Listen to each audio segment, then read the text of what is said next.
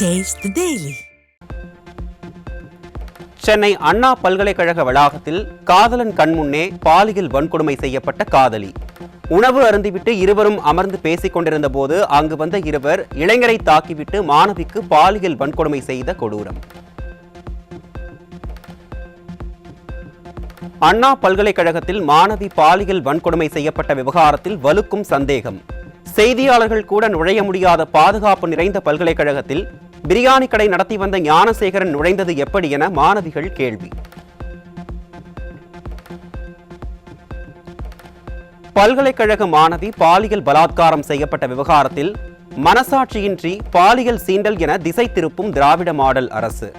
பாலியல் சீண்டல் என்றால் மாணவியை மருத்துவமனையில் அனுமதித்தது ஏன் என கேள்வி எழுப்பும் மாணவர்கள் ஸ்டாலின் அரசு பிரச்சனையை மூடி மறைக்க முயல்வதாக குற்றச்சாட்டு. அண்ணா பல்கலைக்கழகத்தில் மாணவி பாலியல் வன்கொடுமை செய்யப்பட்ட விவகாரத்தில் குற்றவாளிகளை சட்டத்தின் முன் நிறுத்துவோம் என வாய்ப்பந்தல் போடும் திராவிட மாடல் அமைச்சர். போதை ஆசாமிகள் பல்கலைக்கழகத்திற்குள் நுழைந்து பாலியல் வன்கொடுமை செய்யும் அளவிற்கு அலங்கோல ஆட்சி நடத்துபவர்கள் ஒரு மாணவியின் வாழ்க்கை சீரழிந்த பின் நடவடிக்கை எடுப்பதாக நாடகமாடுவதால் என்ன பயன் என மக்கள் கேள்வி.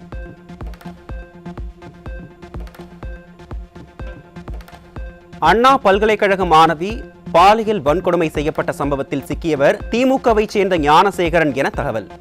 காதலர்களை மிரட்டி அத்துமீறலில் ஈடுபடுவது போன்ற பல்வேறு குற்ற சம்பவங்களில் கைதான ஞானசேகரன் மீது ஏற்கனவே பல்வேறு வழக்குகள் இருப்பது அம்பலம்.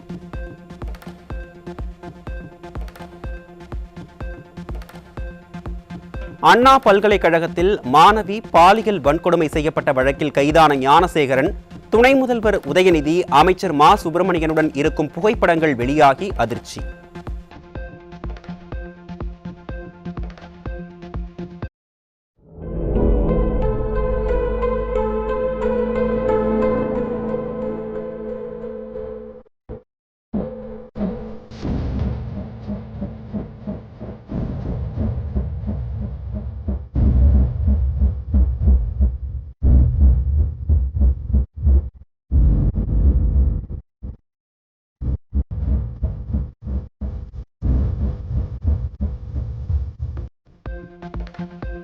திமுகவில் செல்வாக்கு செலுத்தி வந்த ஞானசேகரன் தொடர்ந்து ஆளுங்கட்சியின் ஆசீர்வாதம் இருந்ததால் பல பெண்களிடம் பாலியல் அத்துமீறலிலும் பாலியல் வன்கொடுமையிலும் ஈடுபட்டதாக தகவல்.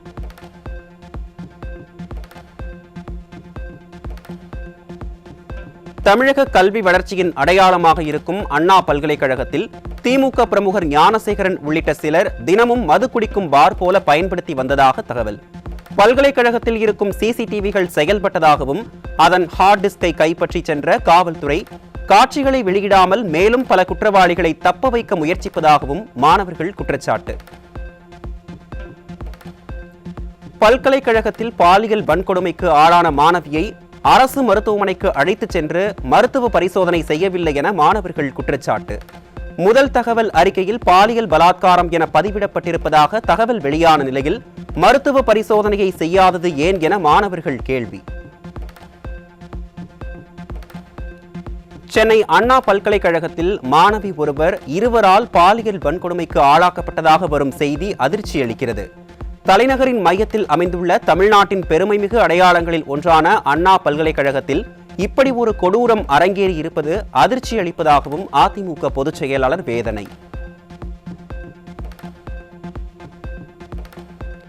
டெல்லியில் நிர்பயா சம்பவம் நடந்து 12 ஆண்டுகள் கழித்து அதேபோன்று ஒரு சம்பவம் தமிழ்நாட்டில் நடப்பது சட்டம் ஒழுங்கை பின்னோக்கி தள்ளியிருப்பதையே காட்டுகிறது. மாநிலம் முழுவதும் பெண்கள் பாதுகாப்பிற்கான காவல் பணிகளை வலுப்படுத்துமாறும் ஸ்டாலினின் திமுக அரசுக்கு அதிமுக பொதுச் செயலாளர் வலியுறுத்தல்.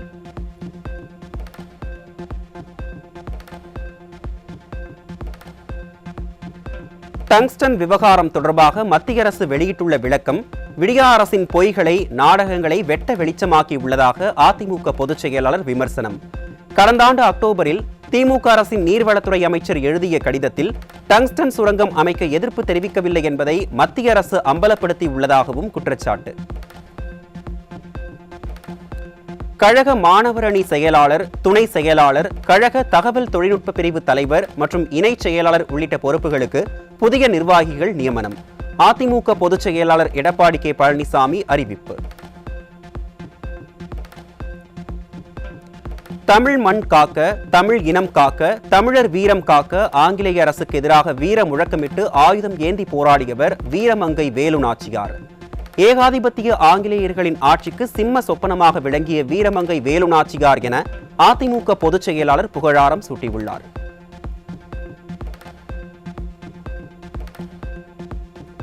கிறிஸ்தவ சகோதரர்கள் சகோதரிகள் அனைவருக்கும் கிறிஸ்துமஸ் தின நல்வாழ்த்துக்களை தெரிவித்துள்ளார் அதிமுக பொதுச் செயலாளர் எடப்பாடி கே பழனிசாமி. இயேசுபிரானின் போதனையை மனதில் கொண்டு அனைவரையும் சமமாக பாவித்து அன்பு செலுத்திட வேண்டும் எனவும் வேண்டுகோள்.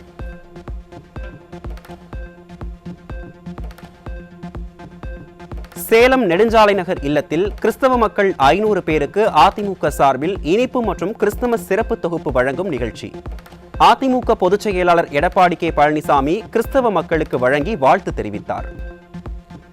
இலங்கை கடற்படையினரால் கைது செய்யப்பட்ட ராமேஸ்வரம் மீனவர்கள் 17 பேரையும் 2 விசைப்படகுகளையும் விடுவிக்க கோரி ராமேஸ்வரத்தில் அடையாள வேலைநிறுத்த போராட்டம். 600க்கும் மேற்பட்ட விசைப்படகுகள் கடற்கரையோரம் நிறுத்தி வைக்கப்பட்டுள்ளன. சுமார் 150 கோடி ரூபாய் மதிப்பிலான தமிழக மீனவர்களின் 365 படகுகளை தேசியமயமாக்கிய இலங்கை அரசு. இலங்கை அதிபர் இந்தியா வருவதும் இந்திய அதிபர் இலங்கை செல்வதும் தொடர்கதையாகி உள்ள நிலையில் மீனவர்களின் படகுகளை மீட்க இதுவரை ஏன் நடவடிக்கை எடுக்கவில்லை என மீனவர்கள் கேள்வி.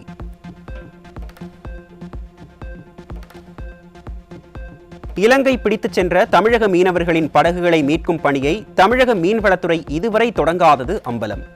மீனவர்களின் விவகாரத்தில் திராவிட மாடல் ஆக்கப்பூர்வ நடவடிக்கைகளை எடுக்காமல் மைனாரிட்டி பாஜக அரசுக்கு பக்கவாத்தியம் வாசித்துக் கொண்டிருப்பதாக பொதுமக்கள் விமர்சனம்.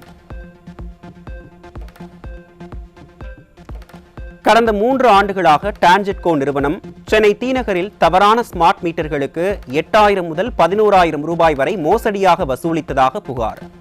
திமுக ஆட்சிக்கு வந்த பின்னர் தீநகர் மற்றும் அதனை சுற்றியுள்ள பகுதிகளில் 1,28,000 ஸ்மார்ட் மீட்டர்கள் பொருத்தப்பட்ட நிலையில் கோடிக்கணக்கில் முறைகேடு அரங்கேறியிருப்பதாகவும் தகவல்.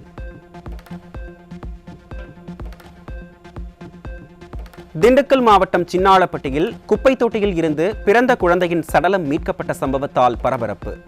கடந்த அதிமுக ஆட்சியில் புரட்சித் தலைவி அம்மா கொண்டு வந்த தொட்டில் குழந்தை திட்டத்தை திறனற்ற ஸ்டாலின் அரசு கைவிட்டதால் பிஞ்சு குழந்தைகள் குப்பை தொட்டிகளில் வீசப்படுவது தொடர்கதையாகி வருவதாக மக்கள் குற்றச்சாட்டு.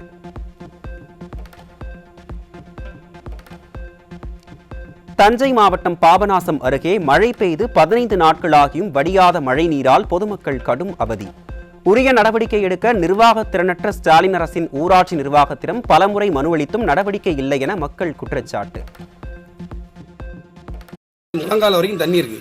இந்த தண்ணியில் ஒரு நாள் கூட போக முடியல. அது எப்படி ஸ்கூல் பிள்ளைங்க எப்படி போக முடியும்? இது அவங்க கண்டிப்பாக நேரில் ஆய்வு பண்ணணும். ஆய்வு பண்ண கூட மறுக்கக்கூடிய அந்த ஊராட்சி மன்ற நிர்வாகம் எப்படி நம்மளுக்கு பதில் சொல்லணும்? ஓட்டு கேட்க வீடு விட தேடி வந்தவங்க இப்போ நாங்கள் பாதிப்புன்னு இருக்கும்போது அவசர கால உதவிக்கு கூட யாரும் உதவி செய்யலை. சாத்தனூர் அணை முன்னறிவிப்பின்றி திறந்துவிடப்பட்ட போது முதலை பண்ணையில் இருந்து 93 முதலைகள் மாயமானதாக தகவல். ஆற்றங்கரை மற்றும் ஏரிக்கரைகளை ஒட்டியுள்ள மக்களின் பாதுகாப்பு கேள்விக்குறியாகி இருப்பதாகவும் முதலைகள் மாயமானது குறித்து வனத்துறை உரிய விளக்கமளிக்க வேண்டும் எனவும் விவசாயிகள் கோரிக்கை. விழுப்புரம் மாவட்டம் திண்டிவனம் அருகே பக்கிங்காம் கால்வாயில் தவறி விழுந்து உயிரிழந்தவர்களின் உறவினர்கள் நிவாரணத் தொகையை உயர்த்தி வழங்க வேண்டும் என போராட்டத்தில் ஈடுபட்டதால் பரபரப்பு. கள்ளச்சாராயம் குடித்து உயிரிழந்தோருக்கு 10 லட்சம் ரூபாய் வழங்கிவிட்டு தண்ணீரில் தவறி விழுந்தோருக்கு 2 லட்சம் ரூபாய் நிவாரணம் வழங்குவது எந்த விதத்தில் நியாயம் என கேள்வி.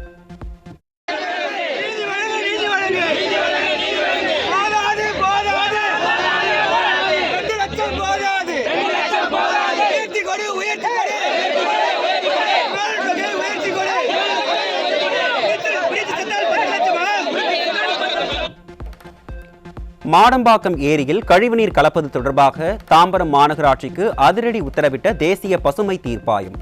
ஏரியில் கழிவுநீர் கலப்பதை தடுக்கும் செயல் திட்டத்தை உடனடியாக தாக்கல் செய்யாவிட்டால் மாநகராட்சிக்கு அபராதம் விதிக்கப்படும் என எச்சரிக்கை.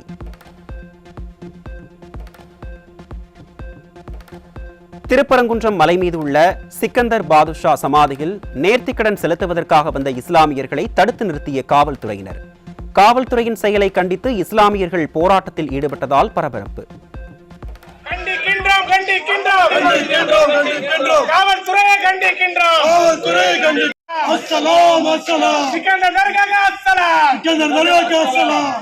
கண்டிக்கின்றோம் கண்டிக்கின்றோம் காவல்துறையை கண்டிக்கின்றோம்.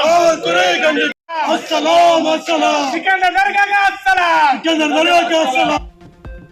மதுரையில் மூட்டை மூட்டையாக 1.4 டன் குட்கா பொருட்கள் சிக்கியதால் அதிர்ச்சி. திராவிட மாடல் அரசு போதைப் பொருட்களை ஒழிக்க நடவடிக்கை எடுப்பதாக சொல்லும் நிலையில் டன் கணக்கில் குட்கா பொருட்கள் தமிழகத்திற்குள் வருவது எப்படி என மக்கள் கேள்வி.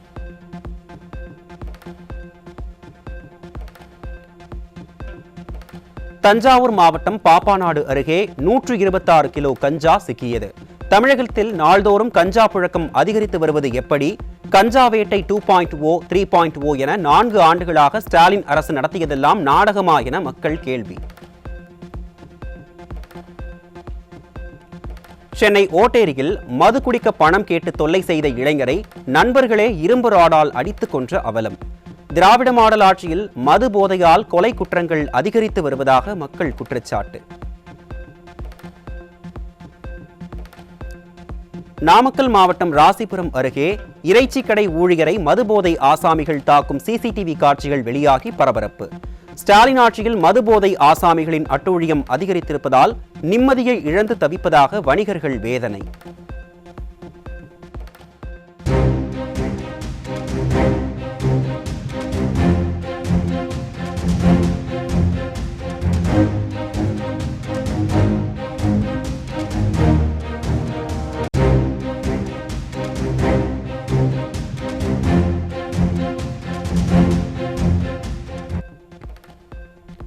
திண்டுக்கல் மாவட்டம் பழனி அருகே இளைஞரை 10க்கும் மேற்பட்ட ஐயப்ப பக்தர்கள் சரமாரியாக தாக்கியதால் பரபரப்பு.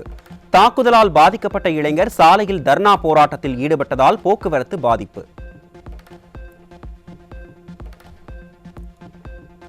கடலூர் மாவட்டம் பெரியப்பட்டு அருகே கடற்கரைக்கு வந்த பெண்களிடம் அத்துமீறலில் ஈடுபட்ட மதுபோதை ஆசாமிகள். அத்துமீறல் தொடர்பாக இரு பிரிவினர் ஒருவரை ஒருவர் தாக்கிக் கொள்ளும் காட்சிகள் வெளியாகி பரபரப்பு.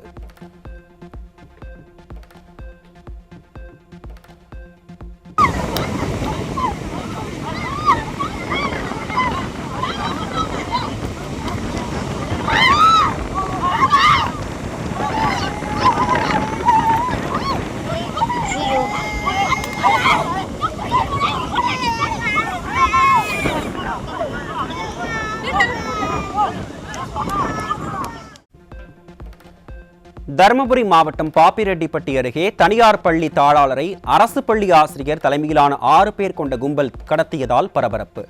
ஸ்டாலின் ஆட்சியில் அரசு மீதும் காவல்துறை மீதும் துளியும் அச்சமில்லாததால் அரசு ஊழியர்களே குற்ற சம்பவங்களில் ஈடுபடும் அவலம் தொடர்வதாக மக்கள் வேதனை. ஈரோட்டில் ஆன்லைன் மூலம் லாட்டரி விற்பனையில் ஈடுபட்ட 3 பேர் சிக்கினர். விடியல் தருவதாக சொன்ன திராவிட மாடல் ஆட்சியில் கள்ளச்சாராயம், கஞ்சா, சூதாட்டம் என தமிழகமே சீரழிந்திருப்பதாக மக்கள் வேதனை.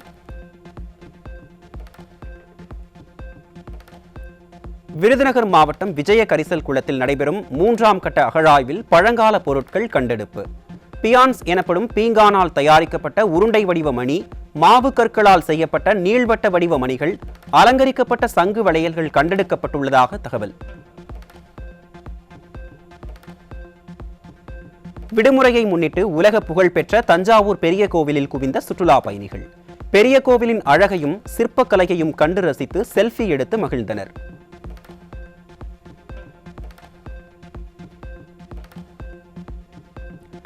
தூத்துக்குடி மாவட்டம் எட்டயபுரம் அருகே சாலையோரம் நின்றிருந்த கார் மீது அடையாளம் தெரியாத வாகனம் மோதியதில் 3 பேர் சம்பவ இடத்திலேயே உயிரிழப்பு.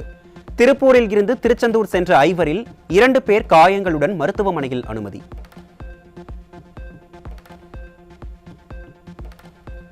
கஜகஸ்தானில் 67 பயணிகள் உட்பட 72 பேருடன் சென்ற விமானம் அக்டாவ் நகரில் தரையிறங்கிய போது விழுந்து நொறுங்கி விபத்துக்குள்ளானதில் 42 பேர் உயிரிழந்த பரிதாபம். இயந்திர கோளாறு காரணமாக வானில் பலமுறை வட்டமடித்த விமானம் அவசரமாக தரையிறக்கத்திற்கு அனுமதி கேட்டபோது விபத்து ஏற்பட்டதாக தகவல்.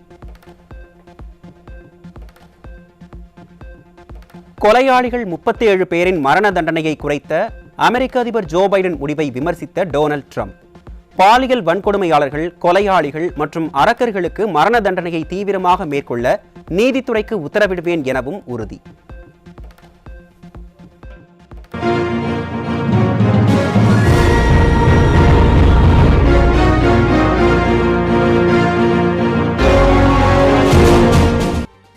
சென்னை அண்ணா பல்கலைக்கழகத்தில் மாணவியிடம் வெளிநபர்கள் பாலியல் அத்துமீறலில் ஈடுபட்ட சம்பவம் அரங்கேறி தமிழகத்திற்கு பெரும் தலைகுனிவை ஏற்படுத்தி உள்ளது. சென்னை அண்ணா பல்கலைக்கழகத்தில் விடுதியில் தங்கி மெக்கானிக் இன்ஜினியரிங் பிரிவில் 4ஆம் ஆண்டு படிக்கும் மாணவரும் 2ஆம் ஆண்டு படிக்கும் மாணவியும் காதலித்து வந்ததாக கூறப்படுகிறது. இந்த நிலையில் திங்களன்று இரவு உணவு அருந்திய பின் இருவரும் நடைபயிற்சி சென்றுள்ளனர். அப்போது இருவரும் தனி இடத்தில் பேசிக் கொண்டிருந்ததாக கூறப்படுகிறது. அப்போது அங்கு வந்த இருவர் மாணவரை அடித்து விரட்டிவிட்டு மாணவியை பாலியல் வன்கொடுமை செய்த அதிர்ச்சி சம்பவம் அரங்கேறி உள்ளது.